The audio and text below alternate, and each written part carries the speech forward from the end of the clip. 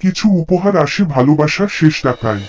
কিছু মানুষ আছে নিজের কষ্টটা হাসিতে লুকিয়ে রাখে। কারো জন্মদিনে কেক কিনতে সারাদিন না খেয়ে কাজ করে, তবুও কাউকে বলে না আমারও কষ্ট হয়। সে দোকানে যায়, একগাল হাসি দিয়ে বলল, ভাই, ওই গোলাপটা দিবেন? মেয়ের জন্মদিন আজ। দোকানদার অবাক হয়ে বলল, চাচা, মেয়ের জন্য ফুল? সে তো অনেক দূরে। করিম হেসে ফিসফিস করে, দূরত্বে কি ভালোবাসা কমে? সব বাবা একরকম না, কেউ টাকা পাঠায়, কেউ ভালোবাসা, কেউ নিজের শেষ বেতনে কেক কেনে, যেন মেয়ের হাসিটা আবার একবার দেখতে পারে। করিম মেয়ের বাড়ির সামনে যায়, দরজায় তালা। এক প্রতিবেশী এসে বলল, চাচা, আপনার মেয়ে তো 2 মাস আগে শহরে চাকরি পেয়ে গেছে।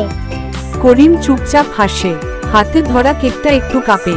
সে ধীরে বলল, ঠিক আছে, ওর হাসিটাই তো দরকার ছিল, সেটা পেয়ে গেছে।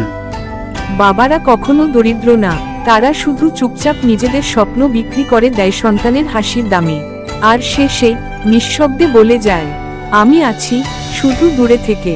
সব উপহার দামি না, কিছু উপহার আসে ভালোবাসার শেষ টাকায়।